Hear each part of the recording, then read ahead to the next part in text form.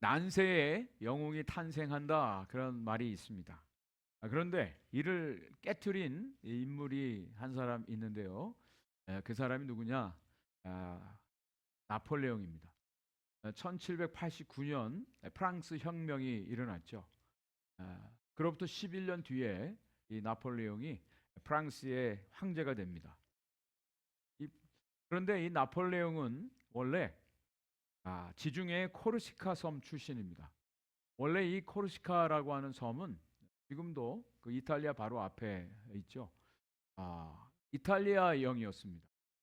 그리고 이 코르시카 섬은 에, 미개한 사람들, 또 가난의 상징, 그러니까 미천한 그런 이름 없는 작은 섬 출신의 이 사람이 일약 프랑스의 황제가 되어지는, 그러므로 말미암아 역사를 바꾸는 그런 인물이 되었습니다. 이 사람에 대해서 역사가들이 이야기하는 것이, 이 영웅은 태어나는 것이 아니라 만들어지는 것이다 라고 하는 이야기를 하게 된 것이죠. 이 이야기를 가지고 또 영화가 또 이제 만들어진 것이 아버지의 깃발이라고 하는 영화가 있습니다. 2006년에 나온 미국 영화인데, 남태평양의 작은 이오지마라고 하는 섬이 있습니다. 유황도라고도 알려져 있죠. 이 섬에 미 해병이 상륙해서 미국 성조기를 꽂는 5명의 그 해병 대원들, 이 이야기를 그린 영화가 이 아버지의 깃발이라고 하는 영화인데, 이 영화에서 이 이야기가 또 나옵니다. 영웅은 태어나는 것이 아니라 만들어지는 것이다 라고 하는 것이죠. 자, 오늘 우리가 본문 말씀 계속해서 하나님이 이스라엘의 왕을 세우시는 이 과정을 우리가 지금 묵상을 하고 있습니다. 이스라엘 백성들이 하나님을 배반하고 인간 왕을 요구했습니다. 하나님 뜻이 아니었어요. 그죠? 그럼에도 불구하고 하나님께서 이 사울이라고 하는 사람을 이스라엘의 왕으로 세우시는 과정입니다. 여러분 어떻습니까? 여러분들의 뜻이 아니에요. 여러분들이 기뻐하는 일이 아니에요. 누가 그것을 부탁했을 때 대부분 사람들은 어떻게 할까요? 그냥 대충 할 것입니다. 대충 그냥 아무렇게나, 뜻에 반대했으니까. 근데 하나님은 그렇게 하지 않으세요. 비록 그것이 하나님 뜻이 아니었지만 그 이스라엘이라고 한 나라를 구원하시기 위한 하나님의 절대적인 뜻은 변함이 없어요. 그래서 하나님께서 이 사울이라고 하는 사람을 이스라엘의 왕으로 세우시는데 그 과정이 얼마나 치밀하고 얼마나 정말 계획적이고 정확하게 그 일을 하시는 모습을 보게 됩니다. 지난번 우리 같이 말씀을 드렸는데, 제일 먼저로는 사무엘을 통해서 기름 부으시죠. 그리고 두 번째로는 제비를 뽑았습니다. 12,000대 1의 그 제비 뽑기를 통해서 이 사울이 이스라엘 왕으로 뽑혀요. 근데 아직도 사울은 연약함이 많아요. 숨었다 그랬습니다. 하나님의 부르심에 대한 확신이 없어요. 그리고 자신감도 없고, 또 이스라엘 백성들도 아직 사울에 대해서 잘 모릅니다. 그런 가운데 오늘 세 번째, 이 사울을 이스라엘 왕으로 세우시는 하나님의 왕 세우기 프로젝트 세 번째가 시작이 되어지는 거예요. 그것은 뭐냐? 암몬이라고 하는 나라와 전투를 하는데 거기에서 사울을 대장으로 삼고 승리케 하시는 것이었습니다. 저는 이 말씀을 묵상하면서, 하나님께서 우리 인생들을, 하나님의 자녀들을 돌보시고 인도하시는 그 손길이 얼마나 세밀하고 얼마나 정확하고 세심한지 참 놀랍다라고 하는 것을 다시 한번 느낍니다. 나 같은 사람을 하나님이 알기나 하실까? 내 인생을 하나님 관심을 가지실까? 그렇게 생각하고 사는 사람들이 있을런지 모르겠습니다. 그런데 하나님은요, 정말 보잘것없고 가치 없고 아무 존재감도 없는 그런 사람일지라도 하나님께서 당신의 뜻을 위해서 하나님의 사람으로 세워주시는, 세워가시는, 그리고 멋지게 사용하셔서 하나님이 영광을 받으시는 모습을 우리가 보게 됩니다. 지난주에 분명히 말씀드렸죠. 우리 모든 사람들은 운에 의해서 사는 게 아니라 부르심, 소명으로 살아간다. 소명이 없는 사람이 한 사람도 없어요. 그리고 하나님이 우리에게 주신 사명이 있습니다. 사명 따라 살아가는 거예요. 여러분, 사명을 발견하고 사명을 위해서 살아가는 사람들은 힘들어도 힘들지 않습니다. 좀 어렵고 고달퍼도 기쁨으로 감당할 수 있어요. 자기의 삶의 분명한 목적을 알기 때문에 기쁨이 있고요, 감사가 있고요, 즐거움이 있습니다. 그리고 순명에 따라서 정말 물 흐르듯이 하나님의 말씀을 따라 살아가는 삶이 얼마나 신나고 복된지 몰라요. 여러분 어떠세요? 지난 한 주간 그렇게 사셨습니까? 많은 일들이 있어요. 그러나 하나님의 손길은요, 오늘도 쉬지 않고 하나님께서 너무나 정확하게 우리들의 인생을 이끌어 가시는데, 부족한 사람, 연약한 사람 다시 한번 세우시고 일으키셔서 하나님의 도구가 되게 하시고, 그걸 통해서 하나님이 영광 받으시는 놀라운 하나님을 이 시간 찬양을 드립니다. 여러분, 요즘에 그런 말이 있습니다. 영웅 없는 시대에 영웅 신드롬에 빠져 사는 사람들이 많다는 거예요. 영웅 신드롬, 히어로 신드롬이란 말 들어보셨어요? 이것은요, 자기가 영웅 되기 위해서 일부러 문제를 일으키고 그거를 열심히 해결해 감으로 사람들의 주목을 받고자 하는 것이 영웅 신드롬입니다. 근데 그럴 필요 없어요. 이미 하나님의 손에 있는 사람들은 하나님께서 다 만들어 가세요. 하나님이 이 놀라운 일들을 어떻게 하시는가, 오늘 이 말씀을 통해서 한번 여러분의 삶을 돌아보시고 그 하나님을 바라보시고 하나님을 높이 찬양하는, 영광 돌리는 저와 여러분들에게를 간절히 축복합니다. 가장 첫 번째요, 하나님의 영으로 거룩한 분노를 일으키게 하시는 하나님. 자, 오늘 사건의 배경을 좀 말씀드리겠습니다. 여기 보면 암몬 사람 나하스가 길랏 야벳이라고 하는 곳으로 이제 공격을 해 옵니다. 이 암몬이라고 하는 족속은 아브라함의 조카 롯의 후손이죠. 이스라엘과 친척간이에요. 그래서 하나님께서 이스라엘 백성들이 가나안 땅을 차지할 때 이 암몬 자손의 땅은 건들지 말라 그랬어요. 이것은 암몬 자손들에게 주신 것이라고 하나님께서 말씀하셨어요. 그래서 암몬 자손이 어디에 살고 있었냐면 저 요단강 동편에 살고 있었습니다. 그 위쪽에 길랏 야베스라고 하는 곳에 이스라엘 백성들이 살고 있었어요. 100여 년 전에, 오늘 사건의 100여 년 전에 입다라고 하는 사사가 암몬 족속을 완전히 진멸시키는 그런 일이 있었습니다. 그래서 100년 동안 이 암몬 족속은 복수의 칼을 간 거예요. 그래서 100년 정도 지난 이 시점에 이 길랏 야베스를 이스라엘 백성들을 공격하러 쳐들어오게 된 것입니다. 벌써 이미 이 암몬 족속은 이 왕국의 형태를 가지고 있었던 족속이고, 이스라엘 백성들은 아직 왕도 없고 별 볼 일 없는 그런 사람들이었어요. 그러니까 전쟁을 하는데 이미 기울어진 게임이에요. 암몬 족속이 와서 공격을 하려고 할 때 길랏 야베스 사람들이요, 저자세로 나아가서 언약을 맺읍시다. 당신들이 요구하는 거 우리가 다 들어드리겠습니다. 그 당시에 언약을 맺는다라고 하는 것은 조공을 바친다든지 아니면 노력 봉사를 요구하면 그대로 하겠다는 거예요. 힘의 논리가 지배하는, 강한 자가 이기고 약한 자가 질 수밖에 없는 그런 상황이었어요. 그래서 아무 힘이 없어요. 그래서 이 길랏 야베스 사람들이 7일 동안 말미를 주십시오.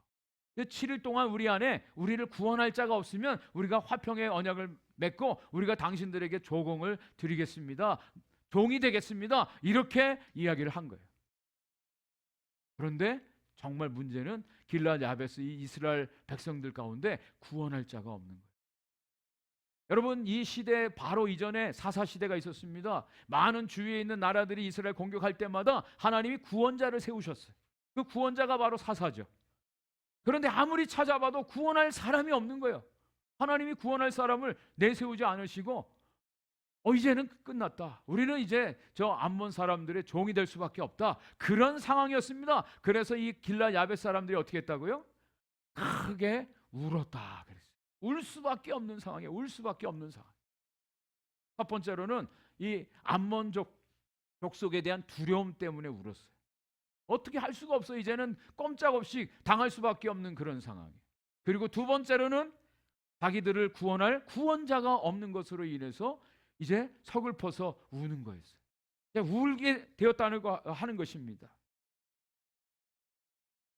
이런 위기의 상황에, 절체절명의 상황에 오늘 말씀에 아주 획기적인 변화가 일어나는 말씀이 나옵니다. 그것이 5절 6절에 5절 6절을 같이 한번 읽어보겠습니다. 시작.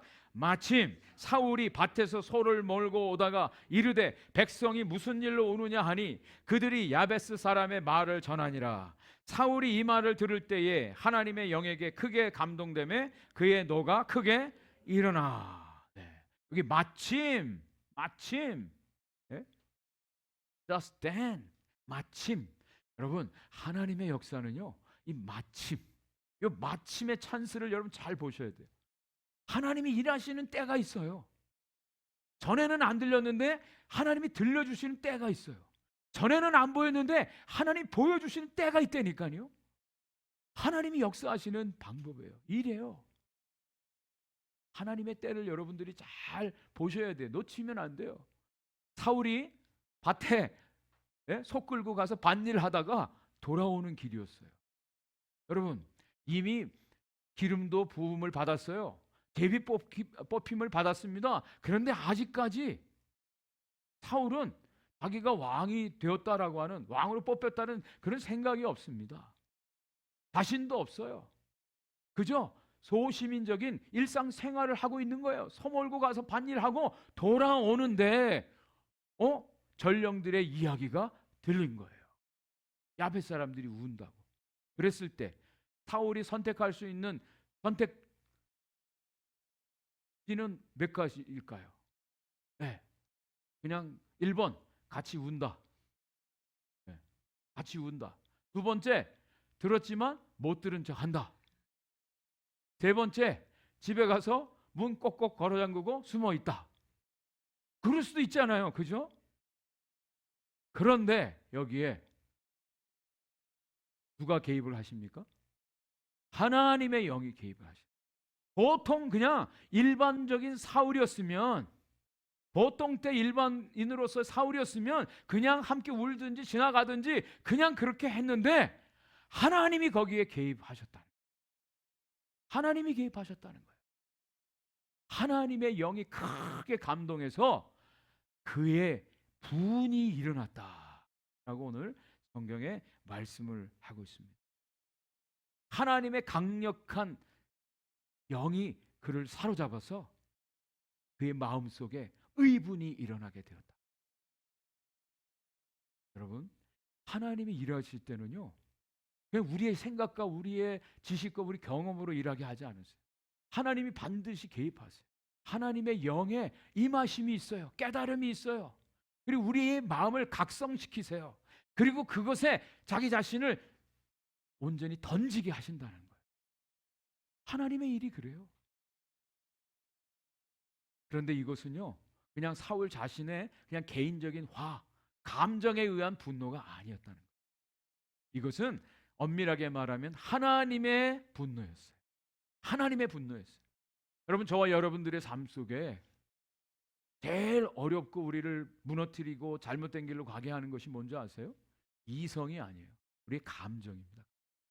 C.S. 루이스라고 하는 사람도, 그가 원래 무신론자였는데 그가 그의 인생 가운데 하나님을 믿지 못하는 그를 가장 괴롭혔던 것이 이성이 아니었다는 거예요.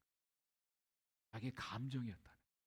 이 감정이 어떻게 되느냐에 따라서 이를 그르칠 수도 있고 또 하나님께 온전히 나아갈 수 있기도 하시는데, 여기에는요, 하나님의 영이 그를 사로잡아서 그 안에 하나님의 마음을 심어 주시는 거예요. 네? 겁쟁이였고요, 숨을 수밖에 없었고요, 자신은 없어 했던 이 사울을 일어나게 한 것이 바로 하나님의 성령의 역사입니다. 여러분, 이러한 장면들이 성경에 아주 많이 나와요. 이스라엘 백성들이 이제 애굽을 탈출해서 광야 생활을 하는데 제일 먼저 가데스 바네아라고 하는 곳에 하나님 인도하시죠. 그곳에 가서 가나안 땅을 정탐하게 만듭니다. 12명 대표를 뽑아서 가나안 땅을 다 돌아보고 오게 합니다. 그래서 10명은 그 땅이 좋지만 우리는 할 수 없습니다. 그때 여호수아와 갈렙이라고 한 두 사람은 아닙니다. 이 땅 정말 좋은데 하나님이 약속하시면, 하나님께서 함께 하시면 우리가 이 땅을 정복할 수 있습니다. 당장 올라갑시다 이랬어요. 이것이 그냥 이 사람들의 맨정신으로 됐겠어요?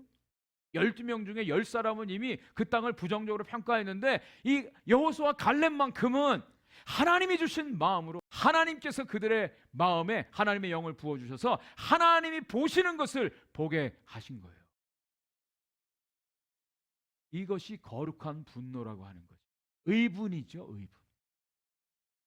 이스라엘 백성들이 바알부올 사건으로 수많은 사람들이 하나님 앞에 범죄했을 때 하나님이 전염병으로 24,000명을 죽이십니다. 그때 아론의 증손자인 비느하스라고 하는 사람이 하나님의 의분을 가지고 이 범죄한 이스라엘 사람과 미디안 여인을 죽입니다. 죽여요. 그때 하나님께서 이렇게 말씀하세요. 민수기 25장 11절 말씀에 제사장 아론의 손자 엘르아살의 아들 비느하스가 내 질투심으로 질투하여 이스라엘 자손 중에서 내 노를 돌이켜서 내 질투심으로 그들을 소멸하지 않게 하였도다. 하나님께서 그 마음속에 질투심을 주셔서 그들을 죽이시려고 하는데 비느하스가 대신 그 마음을 가지고 그들을 죽임으로 말미암아 하나님께서 이스라엘에 대한 그 징계를 멈추게 하셨다. 여러분, 하나님의 일은요 그냥 우리의 생각대로, 우리의 판단대로, 우리의 뜻대로 하는 것이 아닙니다. 하나님의 영으로, 하나님이 인도하시는 대로, 하나님께서 이끄시는 대로 우리가 동참하여 하나님의 뜻에 의하여 쓰임을 받게 되는 것이죠. 예수님께서도 마찬가지. 성전에 들어가셨는데 장사하고 동전 바꾸고 그 매매하는 자들을 채찍을 만들어서 다 그들을 내쫓으시고 상을 엎으시는 그런 장면이 요한복음 2장에 기록되어 있죠. 우리는 그것을 구분할 수 있지 않습니까?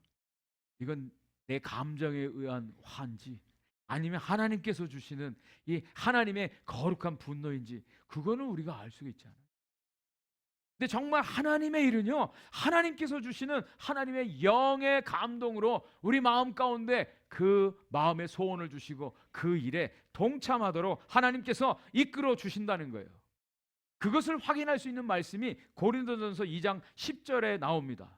한번 같이 읽어보겠습니다. 시작. 오직 하나님이 성령으로 이것을 우리에게 보이셨으니 성령은 모든 것 하나님의 깊은 것까지도 통달하시느니라. 여러분, 하나님의 영이 우리에게 임할 때 우리에게 가장 먼저 나타나는 것이 뭐냐면 하나님의 뜻을 구분할 수 있다는 거예요. 우리의 환지 아니면 하나님의 영에 의해서 행하는 것인지 하나님의 영이 우리 안에서 역사하세요. 왜? 하나님의 영은요 하나님의 깊은 것이라도 통달하시는, 모든 것을 하나님의 뜻으로 알고 또 하나님 뜻 가운데 행하도록 성령이 우리 안에서 역사하시기 때문에 그렇습니다. 오순절날 성령이 임했습니다.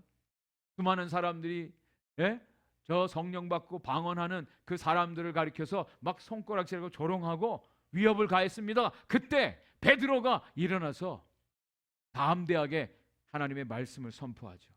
사도행전 2장 14절 말씀에 보니까 베드로가 11사도와 함께 서서 소리를 높여 이르되 유대인들과 예루살렘에 사는 모든 사람들아 이 일을 너희로 알게 할 것이니 내 말에 귀를 기울이라. 여러분, 베드로가 어떤 사람이었습니까? 예수님 부인하고 도망갔던 사람 아닙니까? 꼭꼭 숨어라. 머리카락 보인다.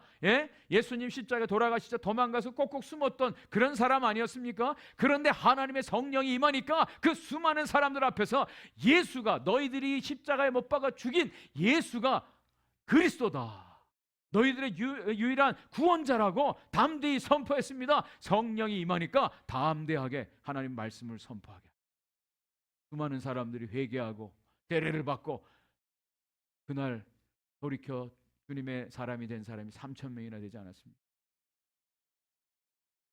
사도 바울이 아덴이라고 하는 아테네 그곳에서 복음을 전할 때 이렇게 그들의 모습을 보면서 한탄하면서 이야기합니다. 사도행전 17장 16절에 바울이 아덴에서 그들을 기다리다가 그 성에 우상이 가득한 것을 보고 마음에 격분하여, 가는 곳마다 다 우상이에요. 심지어는 모르는 신, 여러분 신 이름이 모르는 신이에요. 다 신이에요. 다 신. 그걸 보고 마음에 격분했다 그랬어요. 그냥 기분 나빠서가 아니죠. 하나님의 성령이 탄식하게 한 거예요. 저와 여러분들이 오늘도 정말 하나님께 구하고 하나님 앞에 머물러 있어야 될 이유가 바로 이것입니다. 우리가 우리의 어떤 감정에 의해서 우리 생각대로 행하는 것이 아니라 하나님의 영의 인도함을 받고 하나님의 영의 감동으로 하나님과 같은 마음을 가지고, 여기서 하나님의 영의 이 감동을 했다는 것은요, 하나님이 기뻐하는 것을 나도 기뻐하는, 하나님이 미워하는 것은 나도 미워하는, 이것을 말하죠. 그렇게 될 때 하나님께서 놀랍게 우리 안에서 역사하심을 우리가 삶에서 체험을 할 수가 있습니다. 지난주에도 우리 전도 훈련할 때 많은 분들이 그런 고백을 하세요. 이 훈련을 받고 나서는 전도할 마음이 생겼다는 거예요. 전도하고 싶은 마음이 생겼다는 거예요. 여러 가지 이유로, 여러 가지 핑계로 전에는 입을 열 수도 없었는데 이제는 이 복음을, 내가 믿는 이 복음을 다른 사람에게 전하고 싶은 마음이 생겼다라고 하는 거예요. 저는 그것이 그냥 그분 자신의 어떤 의지로 결단한 것이 아니라 하나님의 성령이 그들의 마음을 움직이시고 그런 마음을 주셨다고 분명히 믿습니다. 하나님의 일은요, 하나님의 성령의 감동하심으로, 성령의 이끄심으로 온전히 주님 앞에 드려지는 것임을 분명히 믿습니다. 자, 그런데 이 일은요, 사울 혼자 할 수가 없어요. 하나님의 거룩한 분노를 하나님 주셨는데 그거는 혼자 할 수가 없어요. 근데 하나님께서 어떻게 하시느냐? 함께하는 사람들을 붙여주시는 겁니다. 그것이 오늘 7절 말씀이에요. 하나님을 두려워하는 마음으로 백성들을 하나 되게 하여 사울에게 나오게 하시는 거예요. 하나님을 두려워하는 마음을 주시는 거예요. 7절 말씀입니다. 같이 한번 읽어보겠습니다. 시작. 한 결의의 소를 잡아 각을 뜨고 전령들의 손으로 그것을 이스라엘 모든 지역에 두루 보내어 이르되 누구든지 나와서 사울과 사무엘을 따르지 아니하면 그의 소들도 이와 같이 하리라 하였더니 여호와의 두려움이 백성에게 임하매 그들이 한 사람같이 나온지라. 사울이 자기가 몰고 오던 소를, 2마리의 소죠, 그걸 12조각 내서 다 각 지파에 다 보냈습니다. 그러면서 얘기합니다. 만약에 나오지 않는다면 너희들의 소도 이같이 될 것이다. 그것을 본 사람들이 그냥 저 사울이란 사람이 또 한마디 하나보다 그러면 그냥 끝나가는 거예요. 끝나는 겁니다. 그런데 하나님께서 그 백성들에게 두려워하는 마음을 주셨다. 하나님이 두려워하는 마음을 주셔서 한 사람같이 이스라엘 백성들이 사울 앞에 나오게 하셨다. 하나님의 개입하심. 하나님이 두려워하는 마음을 주셨다. 여러분, 저와 여러분들이 하나님을 믿는 것도요, 하나님을 두려워하는 마음을 주셨기 때문에 하나님을 믿고 있는 것입니다. 하나님을 두려워하는 마음을 다른 말로 하면 경외한다, 그런 말이죠. 경외한다. 두려움에는 여러 가지 두려움이 있죠. 어떤 사람에 대한 두려움, 어떤 미래에 대한, 어떤 사건에 대한 두려움들이 있을 수 있습니다. 그런데 하나님의 일을 하는 데 있어서 가장 중요한 것은 하나님을 경외함, 하나님에 대한 두려움이 있을 때 하나님의 일에 동참할 수가 있어요. 이게 하나님이 일하시는 방법입니다. 하나님을 경외한다. 우리 많이 얘기하지 않습니까? 하나님을 경외한다. 하나님에 대한 두려움. 여러분, 두려움에는요, 2가지 두려움이 있어요. 하나는 거룩한 두려움이 있고요, 또 다른 것은 파괴적인 두려움이 있어요. 하나는요, 건강한 두려움이 있고요, 하나는 나쁜 두려움이 있어요. 하나는 나를 살리는 두려움이 있고요, 나를 멸하게 하는 두려움이 있어요. 전자의 이 하나님을 경외한 건강한 두려움, 나를 살리게 하는 두려움을 우리는 거룩한 두려움이라고 해요. 거룩한 두려움. 오늘날 하나님을 믿는 성도들에게 가장 필요한 것이 바로 하나님을 두려워하는 이 거룩한 두려움이에요. 저와 여러분들이 오늘도 예배를 드리는데 그냥 하나의 시간 되었으니까 우리 사람들이 모여서 예배 드리고 그냥 끝나는 거야. 그거 하고 정말 이 예배가 하나님께 우리의 예배를 받으시는 모든 만물을 창조하시고 통치하시고 구원하시는 그 하나님께 나와서 예배드리는 그 마음하고는 완전히 하나님께서 그 이스라엘 모든 백성들에게 거룩한 두려움을 주셔서 한 사람같이 나오게 하셨다. 저는 교회에 필요한 것이 바로 이 하나님이 주시는 두려움이라고 분명히 믿습니다. 우리 다 각자 달라요. 생각이 다르고요, 하는 일도 다르고, 출신도 다르고요, 성향도 달라요, 추구하는 게 다 달라요. 그러나 정말 저희들을 하나로 묶어주시고 한 교회가 되게 하시고 공동체가 되게 하시고 그리스도의 몸을 세워서 하나님을 섬기게 하시는 것에는 하나님께서 우리 각 사람의 마음들을 하나로 모아주신 거예요. 그래서 우리 교회가 세워졌고 지금까지 하나님께서 우리 교회를 사용하시는 줄 저는 분명히 믿습니다. 하나님의 거룩함 두려움이에요. 이것이 우리 가운데 회복되기를 간절히 원합니다. 네? 하나 되게 하시는 거예요. 그래서 성령님이 하시는 것 중에 하나가 바로 이 하나 되게 하시는 거예요. 하나 되게. 성령이 하나예요. 하나. 네? 한 목소리를 내요. 한 방향으로 갑니다. 고린도전서 12장 13절 말씀에 우리가 유대인이나 헬라인이나 종이나 자유인이나 다 한 성령으로 세례를 받아 한 몸이 되었고 또 다 한 성령을 마시게 하셨느니라. 유대인, 헬라인, 종, 자유자 다양한 사람들이 있지만 그러나 우리가 하나 되어서 함께 예배하고 함께 하나님을 섬길 수 있는 것은 한 성령이 우리 가운데 역사하시기 때문인 줄 믿습니다. 이 한 성령의 역사가 우리 가운데 있어요. 에베소서 4장 4절 말씀 같이 한번 읽겠습니다. 시작. 몸이 하나이요 성령도 한 분이시니 이와 같이 너희 부르심의 한 소망 안에서 부르심을 받았느니라. 네. 한 성령이 우리 안에서 역사하죠. 네, 정말 그렇습니다. 만약에 영이 다르면요 같이 신앙생활 못합니다. 같이 신앙생활 못해요. 한 성령의 역사하신 가운데 우리가 함께 모이고요, 함께 사랑하고 섬기는 겁니다. 그럴 때 차라리 내가 좀 힘들게 낫지. 먼저 섬깁니다. 내가 돕지. 내가 사랑하지. 그 마음이 있게 돼요. 그 마음이 있게 돼요. 하나님을 경외하는 이 거룩한 두려움을 통해서 공동체가 세워지고요, 하나님의 역사가 일어나는.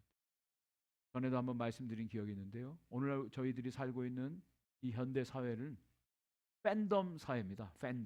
팬덤이란 말 많이 들으셨어요. 팬덤 문화, 팬덤 정치, 팬덤.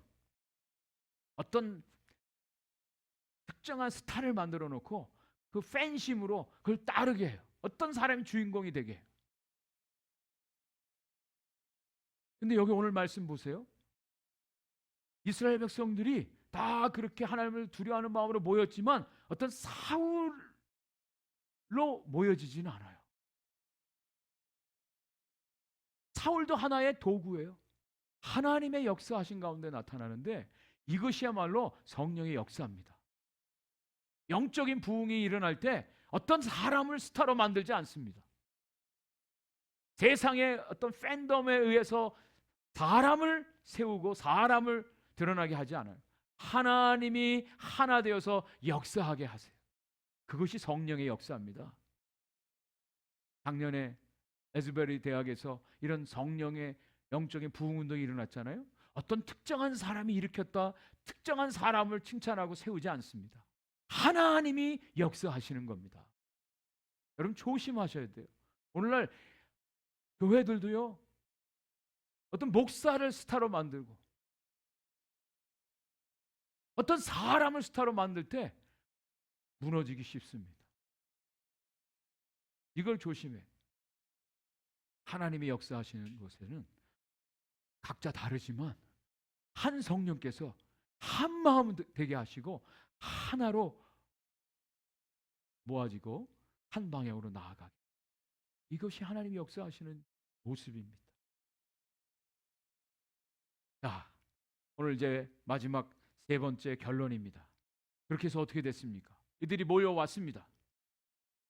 몰려왔을 때 하나님께서 승리 있게 하시는데요. 이스라엘 백성들이 30만 명, 유다 백성이 3만 명, 33만 명이 모였어요. 그리고 이제 베색이라고 하는 곳에 모여서 사울이 이야기를 하죠.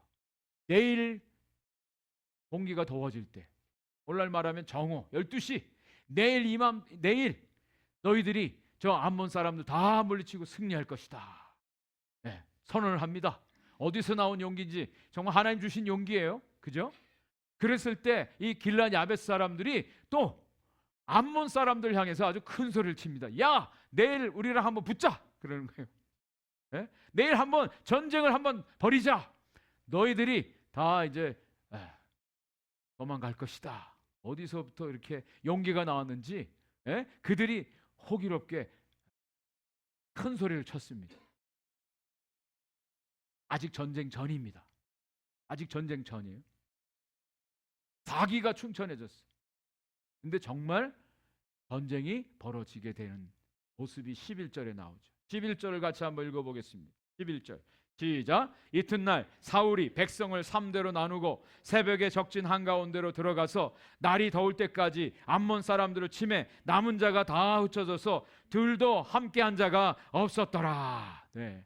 그냥 인간적인 호기에 의해서 야, 내일 한번 우리 붙자 했다면 어떻게 될지 몰라요. 근데 분명하게 하나님의 영이 임하셨고 하나님의 영으로 하나 되게 하셨고 이제 정말 하나님께서 그들과 함께 하심을 전쟁을 통해서 하나님이 나타내 주신 겁니다. 네 대로 나눠서. 이게 아주 전략 중에 입체 전략이에요. 전쟁의 입체 전략. 기드온도 그렇게 했지 않습니까? 세 대로 나눠서. 아비멜렉도 전쟁에서 그런 전술을 썼는데 어쨌든 사울과 함께 이스라엘 백성들이 나가서 전쟁을 해서 큰 승리를 거두게 됩니다. 암몬 자손이 둘도 같이 하는 사람이 없는 완전한 승리를 얻게 됩니다.